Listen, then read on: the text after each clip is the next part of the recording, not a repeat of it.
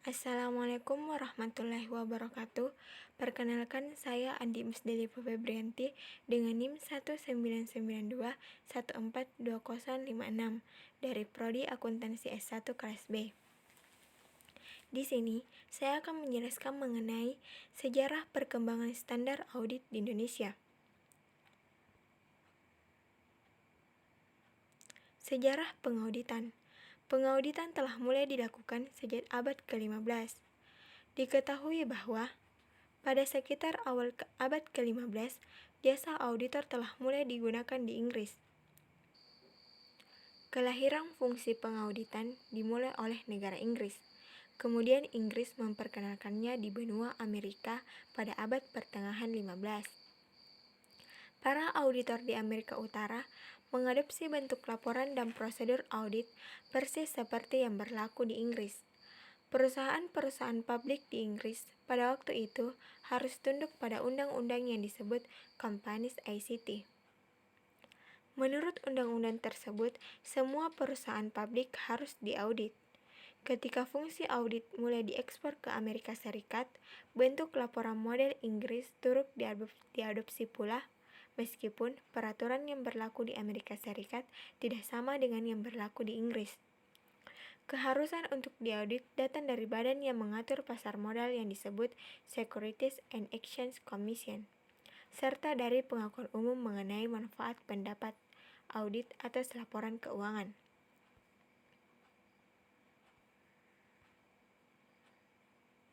Selanjutnya, perkembangan standar audit. Tahun 1972, Ikatan Akuntan Indonesia berhasil menerbitkan norma pemeriksaan akuntan yang disahkan di dalam Kongres ketiga Ikatan Akuntan Indonesia.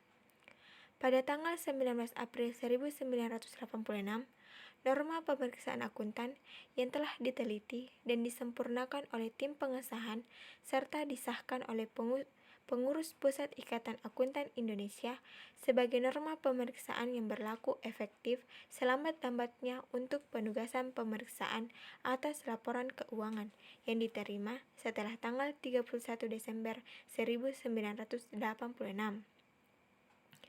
Tahun 1992, Ikatan Akuntan Indonesia menerbitkan norma pemeriksaan akuntan, edisi revisi, yang memasukkan suplemen nomor 1 sampai dengan nomor 12 dan interpretasi nomor 1 sampai dengan nomor 2. Indonesia merubah nama Komite Norma Pemeriksaan Akuntan menjadi Dewan Standar Profesional Akuntan Publik. Selama tahun 1999, Dewan melakukan perubahan atas Standar Profesional Akuntan Publik per 1 Agustus 1994 dan menerbitkannya dalam buku yang diberi judul Standar Profesional Akuntan Publik per 1 Januari 2001.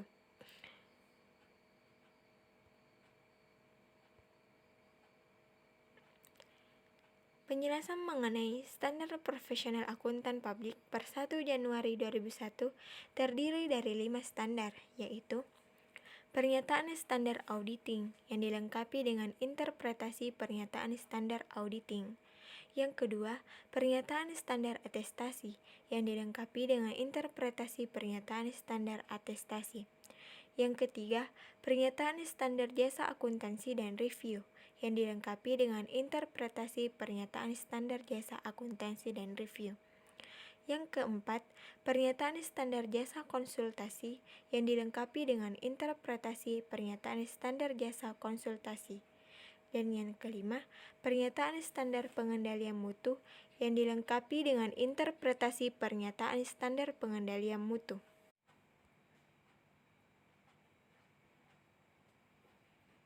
Dan yang terakhir, saya akan menjelaskan mengenai sejarah perkembangan standar akuntansi di Indonesia. Berikut adalah perkembangan standar akuntansi Indonesia mulai dari awal sampai dengan saat ini yang menuju konvergensi dengan IFRS, sumber Ikatan Akuntan Indonesia. Yang pertama, di Indonesia selama dalam penjajahan Belanda, tidak ada standar akuntansi yang dipakai. Indonesia memakai standar Sound Business Practice gaya Belanda. Yang kedua, sampai pada tahun 1955, Indonesia belum mempunyai undang-undang resmi atau peraturan tentang standar keuangan. Yang ketiga, tahun 1974, Indonesia mengikuti standar akuntansi Amerika yang dibuat oleh IAI yang disebut dengan prinsip akuntansi. Yang keempat, akhir tahun 1984, standar akuntansi di Indonesia mengikuti standar yang bersumber dari IASC atau International Accounting Standard Committee. Dan yang kelima, tahun 1984, prinsip akuntansi di Indonesia ditetapkan menjadi standar akuntansi. Yang keenam, sejak tahun 1994, IAI sudah komit mengikuti IASC atau IFRS. Yang ketujuh, tahun 2008 diharapkan perbedaan PSAK dengan IFRS akan dapat diselesaikan. Dan yang terakhir, tahun 2012 ikut IFRS sepenuhnya. Mungkin itu yang dapat saya sampaikan.